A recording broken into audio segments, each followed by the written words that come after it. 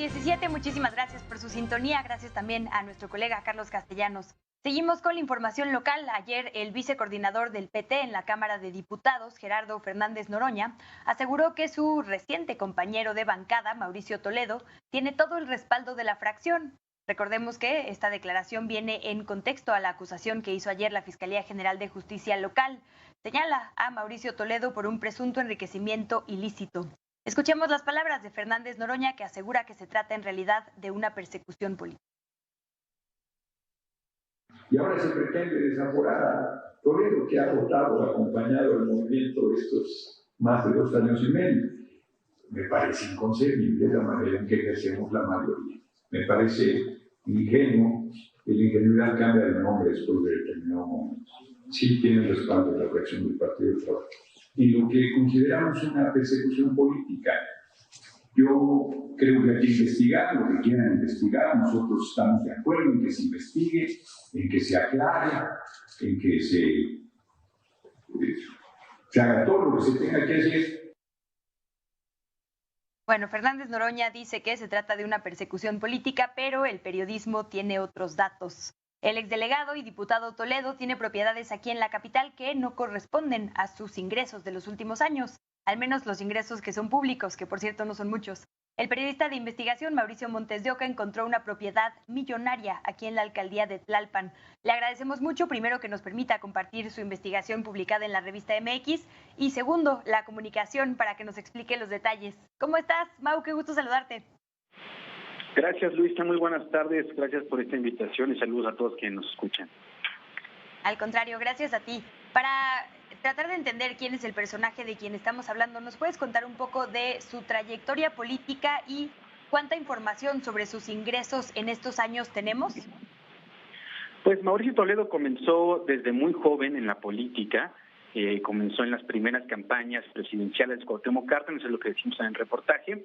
Incluso por ahí platiqué con una fuente que fue uno de los primeros que acercaron a Mauricio Toledo hacia el PRD. Recordemos que Mauricio Toledo venía además de una familia de refugiados chilenos, no perseguidos por el pinchetismo, y Toledo ingresa antes incluso de cumplir la mayoría de edad a el PRD. Esa es la trayectoria. Posteriormente tiene ya varios cargos, ha sido diputado federal, diputado local, delegado, y esto ha sido durante varios años del Partido de la Revolución Democrática, específicamente del bastión donde gobernó por muchos años y donde ahora gobierna un cercano ahí, que es Coyoacán. En cuanto al tema de la... Sí. No, te iba a preguntar, sé que no dices en esta investigación la finca escondida del diputado Mauricio Toledo, que no todas declaraciones son públicas, ¿no? Como deberían de ser, pero que no tenemos acceso público a muchos de sus ingresos. De los que sí tenemos reporte, ¿juntarían, digamos, cantidades suficientes para justificar esta propiedad que encontraste? Pues lo que decimos en el reportaje es que no. Primero es que este personaje compró una finca de 4,930 metros cuadrados por un precio de 5,575,000 pesos en febrero de 2011 y pues nunca la declaró públicamente, como nunca ha declarado públicamente ninguna parte de su patrimonio. Esta finca se encuentra en el pueblo de San Miguel Xicalco. Por ahí estamos viendo imágenes de la revista MX que tomamos con un dron. Está en la alcaldía Tlalpan y fue vendida por el publicista José Maqueda.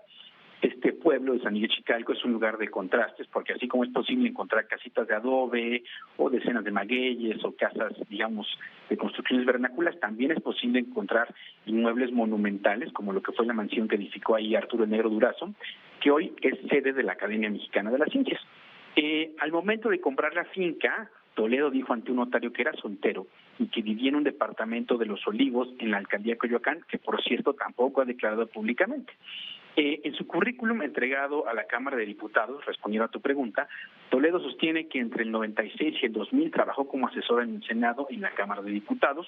Después de 2001 a 2004 trabajó en el PRD como consejero nacional, después como secretario de Asuntos Juveniles y finalmente como coordinador juvenil en el Distrito Federal, todo esto durante su juventud.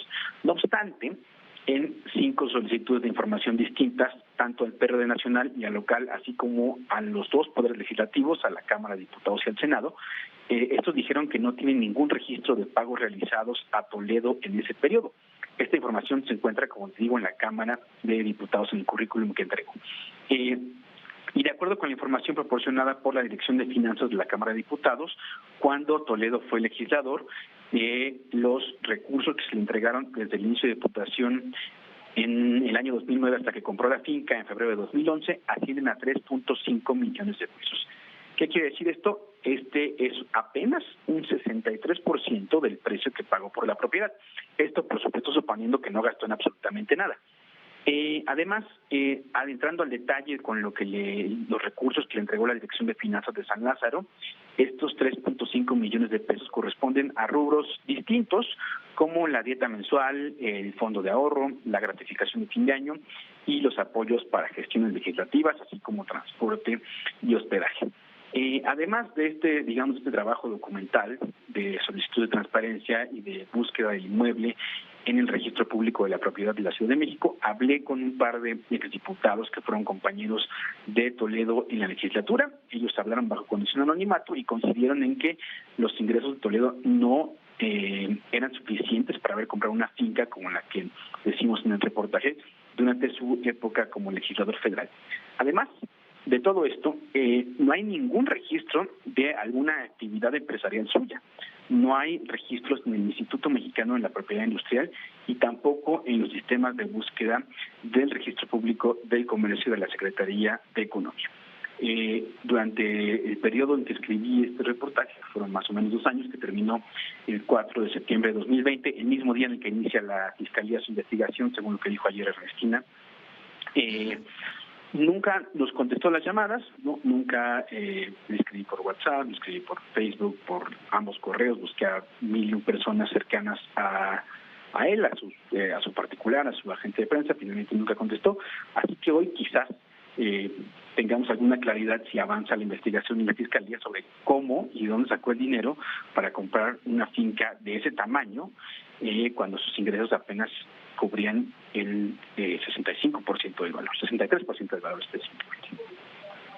Son importantes estos detalles que apuntas, que al momento de la compra dijo que era soltero, es decir, no pudo haber sido en compra con su esposa, cónyuge y demás, y no hay registros de actividades empresariales suyas, es decir, no hay como complementos a su ingreso, por lo menos públicos, con los que pudiera justificar la compra de este grandísimo en Tlalpan, ¿no? Entonces, toda esta información y los detalles que pone son importantes. Imagino que son parte también de la investigación de la Fiscalía, que dices coincide de una forma bastante curiosa el inicio con la publicación de este reportaje en MX. Para cerrar, Mau, nos queda 1 minutito y medio y tiene que entrar una pausa, pero te preguntaría por la historia política de Mauricio Toledo, porque también es importante contar el contexto de este hombre para entender más o menos su rol en la política actual. Y pones ahí los últimos detalles, un poco de su historia personal hasta llegar ahora al PT. Pues es importante decir que hablamos un poco ya de sus años mozos, pero ya en 2018 Reforma dio a conocer que el exdiputado local Alejandro Robles y su familia solicitaron refugio fuera del país ante múltiples amenazas de esta persona.